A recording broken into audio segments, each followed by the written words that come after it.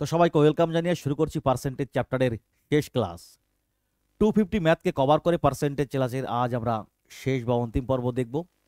আমি আশা রাখি percentage chapter কমপ্লিটের মাধ্যমে তোমরা বাংলা তথা ভারতবর্ষের যে কোনো কম্পিটিটিভ এক্সামিনেশনের যে কোনো বইয়ের কোনো একটি ম্যাথও তোমাদের দেখার প্রয়োজন পড়বে না। সমস্ত পার্সেন্টেজ সংক্রান্ত ম্যাথ সহ টোটাল অ্যারিথমেটিকের 50% তোমাদের কভারেজ থাকবে এবং তোমরা যে কোনো পরীক্ষায় আশানুরূপ ভালো রেজাল্ট করতে পারবে, রাইট? তো চলো আজ আমরা শেষ করি পার্সেন্টেজ চ্যাপ্টারের শেষ পর্বকে। দেখো প্রথম ম্যাথ, একটি ব্যাটসম্যান 3টি বাউন্ডারি এবং 8টি সিক্স সহ মোট 110 রান করে, তবে তার সংগৃহীত মোট রানের কত শতাংশ রান সে উইকেট যুগলের মধ্যে দৌড়ে সংগ্রহ করেছে, রাইট? দেখো তার সংগৃহীত মোট রান 110, তার মধ্যে সে মেরেছে 3টে বাউন্ডারি এবং 8টি সিক্স। 3টে বাউন্ডারিতে 3-4 12 আর 8টি সিক্সে 6-8 48, 48 প্লাস 12 সে 60 রান করেছে বাউন্ডারি এবং সিক্স মেরে। বাকি রান থাকে 50, রাইট, যেটা সে করেছে উইকেট যুগলের মধ্যে দৌড়ে, রাইট? তাকেই ছোট করে বলো 5/10, রাইট? 5/11, তারই শতকরা মান 45.5/11%। একদম ক্লিয়ার? তাহলে যাব আমরা পরবর্তী ম্যাথে, কেমন? চলো দেখো পরবর্তী ম্যাথকে।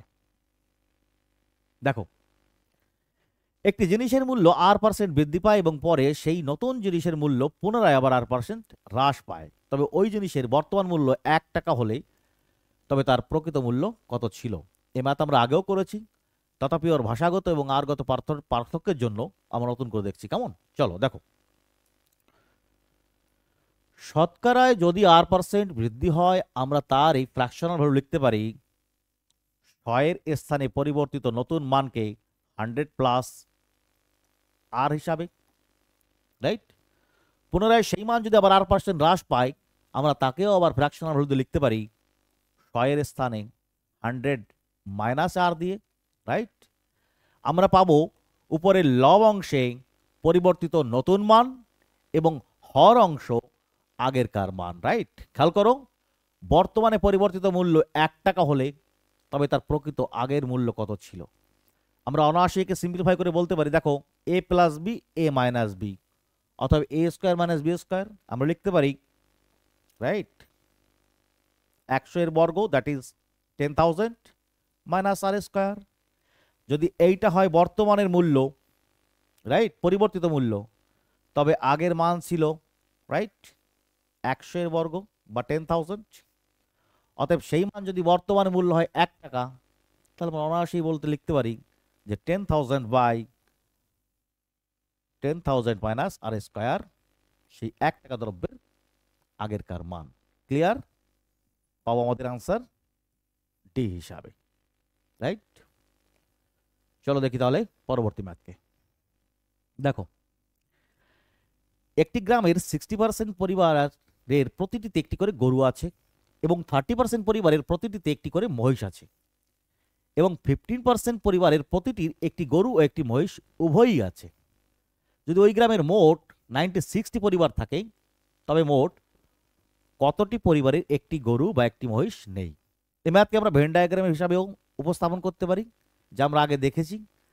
তথাপি ওর ভাষাগত ডিফারেন্সের জন্য আমি আবার তোমাদের নতুন করে দিলাম, যাতে তোমাদের যে কোনো কম্পিটিটিভ এক্সামিনেশন বা যে কোনো ক্ষেত্রে পার্সেন্টেজ সংক্রান্ত কোনো ম্যাথের ভাষাগত হেরফেরের জন্য তোমাদের বিন্দুমাত্র সমস্যা না হয়, রাইট? তো চলো দেখো, 15% পরিবারের একটি গরু একটি মহিষ উভয় থাকে। আমরা ডায়াগ্রামের মাধ্যমে বলতে পারি 15%-এর উভয়ই থাকে, একটি গরু একটি মহিষ। 30% পরিবারের প্রতিটি একটি মহিষ এবং 60% পরিবারের প্রতিটি একটি গরু আছে। অতএব মহিষ আছে টোটাল 30, যার মধ্যে উভয় 15, অর্থাৎ আরো 15% শুধু মহিষ। শুধু গরু আমরা লিখতে পারি 60% থেকে 15% বিয়োগ দিয়ে 45%-এর শুধু গরু আছে। অতএব উভয় গরু মহিষ অথবা গরু মিলে মোট 45-15, দেখো 60-75%, যাদের কোনো না কোনো কিছু আছে। অতএব বাকি 25%-এর কিছুই নেই আমরা বলতে পারি, রাইট? যারই মান 1/4, ওই গ্রামে যদি থাকে 96টি পরিবার, অতএব 96 এর 1/4, 4 24 96, দ্যাট ইজ 24 হবে আমাদের অ্যান্সার, যার একটি গরু বা মহিষ নেই। ক্লিয়ার? চলো দেখব পরবর্তী ম্যাথকে। দেখো,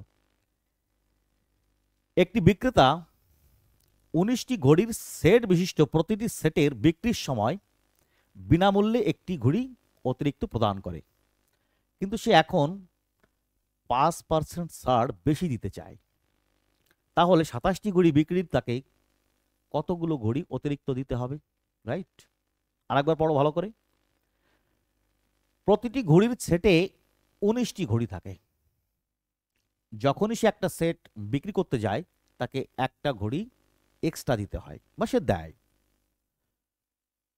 এই রূপে সে ঘড়ি বিক্রি করার পরে সে মনে করে সে 5% ছাড় আরও বেশি দেবে। সেই ক্ষেত্রে 27টি ঘড়ি বিক্রির সময় সে কতগুলো ঘড়ি অতিরিক্ত তাকে দেবে? রাইট? দেখো, ভাষার মধ্যেই তুমি একটু ক্লিয়ারলি অবজার্ভ করলে ফলো করতে পারবে যে আসলে 19টি ঘড়ি বিক্রির সময় সে একটি ঘড়ি বিনামূল্যে দেয়, কিন্তু তাকে সেই ঘড়িটিও তো কিনতে হয়েছিল অর্থ দিয়ে, তাই না?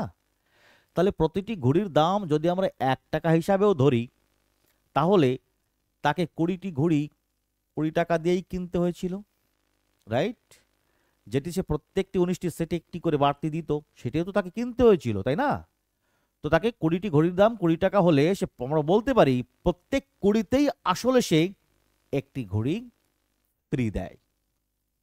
সে 20 টাকার অর্থমূল্যের দ্রব্যে 1 টাকার মূল্য ফ্রি দেয়, যার মান 5%। রাইট? কিন্তু সে এখন আরো 5% ছাড় বেশি দিতে চায়, অর্থাৎ সে এখন আরো 5%, অর্থাৎ 10% ছাড় দিতে চায়। রাইট? অতএব 27টি ঘড়ি বিক্রির সময় তাকে 10% ছাড় দিতে হবে, অর্থাৎ 27-এর 10%, that means 1/10 at about 2.7, that is 3%। দেখো, নিকটতম অঙ্কে বিবেচ্য, that is 3 is your answer. Right? Nearest ইন্টিজারে বের করতে বলেছে উত্তর, that is 3 is your answer. Clear? তো চলো দেখব পরবর্তী ম্যাথকে। দেখো 247তম দাগ। একটি সংখ্যাকে এমনভাবে বিভক্ত করা হয়েছে যে দ্বিতীয় অংশের 60% থেকে প্রথম অংশের 80% 3 বেশি, আবার প্রথম অংশের 90% থেকে দ্বিতীয় অংশের 80% 6 বেশি। তবে প্রকৃত সংখ্যাটি কত? রাইট? দেখো, দুটি পার্সেন্টেজের সঙ্গে তুলনার মাধ্যমে অঙ্কের ডেটা দেওয়া। তবে একটি সংখ্যার প্রকৃত মান বের করতে গেলে আমাদের সর্বদাই একটা ভেরিয়েবলকে আনতে হয়। রাইট? তো চলো আমরা দুটো ইকুয়েশনকে পাতিয়ে নিই আগে। দেখো, ধরি ওই সংখ্যার দুটি অংশ আমরা ধরবো যে কোনো কিছু, ধরো এক্স ওয়াই হিসাবে। ধরি এই সংখ্যাটির একটি অংশ এক্স আর একটি অংশ ওয়াই। রাইট? যার প্রথম অংশ এক্স। রাইট? যার প্রথম অংশ এক্স, প্রথম অংশ এক্স। দেখো, দ্বিতীয় অংশের 60% থেকে প্রথম অংশের 80% 3 বেশি। প্রথম অংশের 80%, দ্যাট মিনস 4-5x, সে আবার বেশি দ্বিতীয় অংশের 60%, অর্থাৎ 3-6, 3-5, কত বেশি? 3 বেশি। That is the first equation. Right? দেখো, আবার বলা আছে প্রথম অংশের 90% থেকে দ্বিতীয় অংশের 80% 6 বেশি। দ্বিতীয় অংশের 80% 6 বেশি। আমরা অঙ্ক করার সুবিধার্থে একই লাইনে রাখছি। কেমন? দেখো, দ্বিতীয় অংশের 80%, দ্যাট ইজ ওয়াই এর 4/5 অংশ, সেটা বেশি। রাইট? আমরা তাকে লিখবো প্লাস আকারে, এক লাইনে লিখলাম। কার? প্রথম অংশের 90% থেকে, অর্থাৎ এক্স এর 9/10 অংশ থেকে মাইনাস, যদি বিয়োগ করি আমরা পাবো কত? আমরা 6। রাইট? 2 ইকুয়েশন। 2 ইকুয়েশনকে আমরা সমাধান করব। দেখো, আমরা ওয়াই এর মান সমান করছি কেমন? প্রথম ইকুয়েশনকে আমরা 4 দ্বারা এবং দ্বিতীয় ইকুয়েশনকে 3 দ্বারা গুণ করে পাই। খেয়াল করো, 4 দিয়ে গুণ করলে 3 4 12, 3 4 12। অতএব ওয়াই এর ক্রস, যেহেতু সিম্বল ডিফারেন্স রয়েছে আমরা আর নতুন করে সিম্বল এক্সচেঞ্জ করতে যাব না, তাই তো? দেখো 4 4 16, 16 দুগুণী 32। কি করে দেখো, এবার আমরা এক্স এর সঙ্গে তুলনা করব, রাইট? দেখো প্রথম পার্টের হর 10 আর এর 5, আমরা তাকেই হর সমান করে নিই, রাইট? চলো একে 10 একে 8 দিয়ে লিখি। কেমন? দেখো 4 8 32 এক্স মাইনাস 3 9 27 এক্স।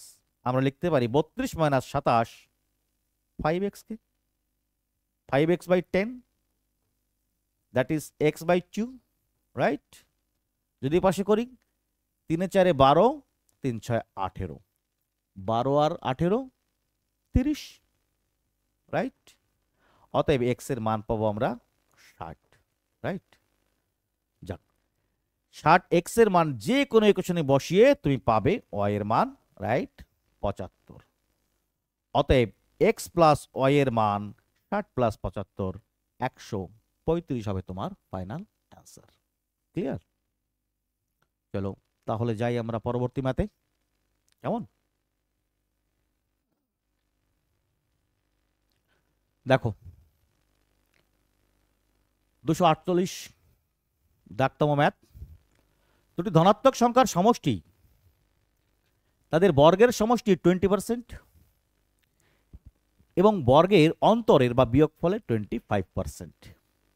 যদি সংখ্যা দুটি এক্স ওয়াই হয় তবে x plus Y by 6x এর মান নির্ণয় করতে হবে, রাইট? চলো, সংখ্যা দুটি এক্স আর ওয়াই,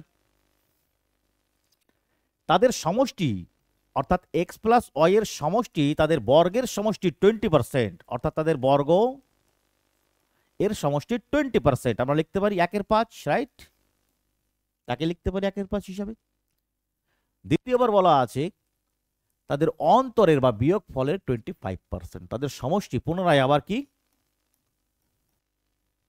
তাদের বর্গের অন্তরের কত, 25%। আমরা লিখতে পারি 1/4, রাইট? দেখো এক্স প্লাস ওয়াই এর মানকে আমরা তুলনা করে উভয় ইকুয়েশনকে সমান সমান আকারে লিখতে পারি। X square plus y square by 5 equal to x square minus y square upon 4। করবো বজ্র গুণন বা ক্রস গুণন, একবারই করে দেবো আমরা। দেখো দেখো 4x square minus 5x square equal to লিখতে পারি অনলি সিঙ্গেল এক্স স্কোয়ার। দেখো 4y স্কোয়ার আর এ পাশে 5y স্কোয়ার, এক পাশে এসে 9y স্কোয়ার। আমরা লিখতে পারি x বাই ওয়াই এর মান বর্গ কেটে 3/1, রাইট? 3/1। আমরা ভেরিয়েবল যোগও করতে পারি, নাও করতে পারি। x কে আমরা 3 এর সঙ্গে, y কে 1 এর সঙ্গে তুলনা করে বলতে পারি, যদি x কে আমরা 3, y কে 1 লিখি, x এর 3 লিখি, আমরা পাবো 4/18, রাইট? ছোট করো 2/9, that will be final your answer. 2/9। Clear? দেখে নাও আর একবার। তাহলে আমরা যাব পরবর্তী ম্যাথে। দেখেছ? চলো 249তম দাগ। রক্তের একটি নমুনায় লোহিত রক্তকণিকার সংখ্যা ঘন্টায় 10% হারে প্রথম 2 ঘন্টায় বৃদ্ধি পায়, পরবর্তী ঘন্টায় 10% হারে হ্রাস পায় এবং পরবর্তী ঘন্টায় একই থাকে। আবার পরবর্তী 2 ঘন্টায় 5% হারে বৃদ্ধি পায়। যদি ওই নমুনায় লোহিত রক্তকণিকার প্রাথমিক সংখ্যা 40,000 হয় তবে 6 ঘন্টা পর ওই কাউন্ট কত থাকবে? দেখো ম্যাথ শুধু আকারে বড়, আর সাকসেসিভ ইনক্রিজ বা ডিক্রিজের প্রসেসেই আমরা করব রেশিও মেথডে। তথাপি ওই এর টার্ম একটু বেশি, 6টি টার্ম, এই জন্যই বাকি তো ম্যাথ ইজি। চলো তাহলে করি আমরা। আর একবার দেখে নাও। প্রথম লোহিত রক্তকণিকা ছিল 40,000, রাইট? কি হয়েছে? প্রথম ঘন্টায় 10% হারে 2 ঘন্টা, প্রতি ঘন্টায় 10% হারে 2 ঘন্টা পর পর বৃদ্ধি পায়। 10% ইনক্রিজের ফ্র্যাকশনাল ভ্যালুতে আমরা লিখব 11/10, রাইট?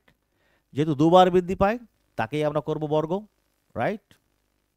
দেখো, পরবর্তী ঘন্টায় 10% হ্রাস পায়, তাকে আমরা লিখব 9/10 হিসাবে। পরবর্তী ঘন্টায় একই থাকে, তাকে লিখব 1/1 অথবা না লিখেও পারি আমরা। এবং পরবর্তী 2 ঘন্টায় 5% হারে বৃদ্ধি পায়। ফ্র্যাকশনাল ভ্যালুতে তাকে আমরা লিখব 21/20। তা দুইবার, তাকেই করব আমরা বর্গ, রাইট? খেয়াল করো, 0 বর্গ 2 0, 0 বর্গ 2 0 কাটা, 4 0 কাটা, 2 এর বর্গ 4, 4 কাটা, রাইট? 11 কিউব 11 বর্গ 121 ইন্টু 9, 21 বর্গ 441 আপন 10। তুমি একে সিম্পলিফাই করলে পাবে অ্যাপ্রক্সিমেট মান, প্রায় বা প্রায়, right? Approximate red blood count তুমি পাবে 48,025। জাস্ট বড় ম্যাথ আর এর ক্যালকুলেশনটাই বিষয়, বাকি তো কোনো বিষয় না। কেমন? এটুকু তোমাকে করতেই হবে, রাইট? তো চলো দেখি আমরা শেষের দিকের ম্যাথকে। কেমন? 250তম ম্যাথ, 250 ম্যাথ আমরা কভার করছি আজ পার্সেন্টেজ চ্যাপ্টারের সবচাইতে মহা কভারেজ। দেখো, একটি ফ্যাক্টরি শ্রমিকদের প্রোটেকশন শু কেনার জন্য ইয়ারলি বাজেট গত বছরের তুলনায় এবছর 60% বৃদ্ধি পেয়েছে। যদি এবছর প্রতিটি শুয়ের মূল্য 20% বৃদ্ধি পায়, তবে এবছর কেনা শুয়ের সংখ্যা গত বছরের কেনা শু সংখ্যার থেকে কত শতাংশ বেশি, রাইট? খুব সিম্পলি আমরা করব ম্যাথকে। দেখো, যদি আমরা মনে করি গত বছর শুয়ে কেনার বাজেট ছিল সাপোজ 100, তাহলে এবছর সেই বাজেট 60% বৃদ্ধি পেয়ে দাঁড়িয়েছে 160, রাইট? আর গত বছর যদি আমরা বলি প্রতিটি শুয়ের মূল্য ছিল, যদি ধরি আমরা 100 হিসাবে, এবছর সেটাই বৃদ্ধি পেয়ে দাঁড়িয়েছে 20%, অর্থাৎ 120, রাইট? এটা হচ্ছে সমগ্র মূল্য, রাইট? বাজেট। আর এটা প্রতিটি জুতোর মূল্য। যদি মূল বাজেটকে বা মূল মূল্যকে আমরা প্রতিটি শুয়ের মূল্য দিয়ে ভাগ দিই, তাহলে আমরা কি পাবো? শুয়ের পরিমাণ পাবো, রাইট? তো চলো দেখো, আগের মূল্য থেকে আগের মূল্য একই থাকায় এর ভ্যালুকে আমরা ইভালুয়েট করব না, শুধুমাত্র এইবারের নতুন বৃদ্ধিপ্রাপ্ত উভয়ের মান থেকে আমরা অনায়াসই অ্যান্সার করতে পারি। করো, ছোট করো, আরো কাটো, 4 দিয়ে কাটো 4, 4 দিয়ে কাটো 3, দেখো 4-এর 3। তুমি এই ভগ্নাংশ থেকেই বলতে পারো যে জুতোর পরিমাণ বৃদ্ধি পেয়েছে 3-এ 4, অর্থাৎ হয়েছে আসলে 1-এ 3 বৃদ্ধি, যার শতকরা মান 33.13%। ক্লিয়ার? দেখো, ম্যাথকে খুব সহজেই অনায়াসই শর্ট করা যায়। সেকেন্ড ভগ্নাংশের মান থেকেই তুমি উত্তর করতে পারো অনায়াসে, রাইট? যেহেতু আগের মান কোনো পরিবর্তিত হয়নি। তো চলো দেখবো পরবর্তী ম্যাথ। কেমন? দেখো, তো পার্সেন্টেজ চ্যাপ্টারের আজ 251তম ম্যাথ দিয়ে আমরা চ্যাপ্টারকে শেষ করব। তার আগে বলে দিই, চ্যাপ্টার শেষের আগেই আগামীতে ম্যাথ আবার শুরু করার আগে আমি বর্তমানে রিলিভেন্ট এক্সামিনেশন নিয়ে বাংলায় যে সঠিক পথ দেখানোর অভাব, সেটাকে দূর করার জন্যে তাদের সঠিক অ্যাপ্রোচের কিছু প্রসেস দেখাবো। আর সেই সঙ্গে আমি অ্যাড করব রিলিভেন্ট কোশ্চেন বা রিলিভেন্ট পরীক্ষার জন্য জিআই এবং ইংলিশের নতুন ভার্সানকে, রাইট? তো আগামীতে সাথে সাথেই চলবে সমস্ত এক্সামিনেশনের আপডেট, সেই সাথে জিআই এবং ম্যাথের কন্টিনিউটি থাকবে, থাকবে লেটেস্ট এক্সামিনেশনের জন্য ইংলিশের অ্যানালাইসিস। কেমন? তো এক্সামিনেশনের আপডেট এবং ম্যাথের ধারাবাহিকতা রক্ষা করতে তোমরা তোমাদের প্রয়োজন অনুযায়ী চ্যানেলকে সাবস্ক্রাইব করে নিও। আমি যে কোনো পরীক্ষার আপডেট এখন থেকে কন্টিনিউটিলি দিতে থাকবো। কেমন? তো চলো আজকের শেষ ম্যাথ দিয়ে আমরা আমাদের সেশনকে শেষ করব। আবার দেখা হচ্ছে আমাদের পরবর্তী ক্লাসে। কেমন? চলো পড়ো। কোন এক তারিখের খেলায় ভারত ও শ্রীলঙ্কার মধ্যে হওয়া ওআইডি ওয়ানডে ম্যাচগুলির মধ্যে শ্রীলঙ্কার সফলতার হার 60%, কিন্তু তারা পরবর্তী 30টি ম্যাচ পর পর পরাজিত হওয়ায় তাদের সেই সফলতার হার হ্রাস পেয়ে 30%-এ চলে এসছে। তবে ওই দুই দেশের মধ্যে অনুষ্ঠিত বা খেলা হওয়া ম্যাচগুলির সংখ্যা কত? আবার খেয়াল করো ম্যাথে। প্রথম ম্যাচ জেতার হার, দ্বিতীয় পর্যায়ে সেই জেতার হার হ্রাস পেয়েছে। সেই দুটি পার্সেন্টেজের তুলনার থেকে ম্যাচগুলির সংখ্যার সামগ্রিক মান বের করতে বলা হয়েছে। কখন এই দুটো পার্সেন্টেজের তুলনার থেকে তার প্রকৃত মান নির্ণয় করা পসিবল নয়। অতএব এতেও আমাদের কনস্ট্যান্ট বা ভ্যারিয়েবলকে ধরতে হবে। কেমন? তো চলো, শ্রীলঙ্কার সফলতার হার 60%, তাকে আমরা লিখতে পারি ফ্র্যাকশনাল ভ্যালুতে 3/5, রাইট? অর্থাৎ সমগ্র ম্যাচের সংখ্যা যদি হয় 5, শ্রীলঙ্কা তার মধ্যে সফল হয়েছে 3 অংশে, রাইট? রাইট। অনুপাতকে আমরা ভ্যারিয়েবল দিয়ে গুণ করে প্রকৃত ফিক্সড মান পাবো। আমরা বলতে পারি সমগ্র ম্যাচ 5x হিসাবে, তাহলে শ্রীলঙ্কা জিতেছে তার 3x। কেমন? তার মধ্যে 3x ম্যাচ। যদি পরবর্তী পর্যায়ে শ্রীলঙ্কা আরো 30টি ম্যাচ হারে, অর্থাৎ ম্যাচের সংখ্যা তো বাড়বে 30, কিন্তু তাদের জেতার পরিমাণ বাড়বে না, বরঞ্চ হ্রাস পেয়ে 30%-এ নেমে আসবে।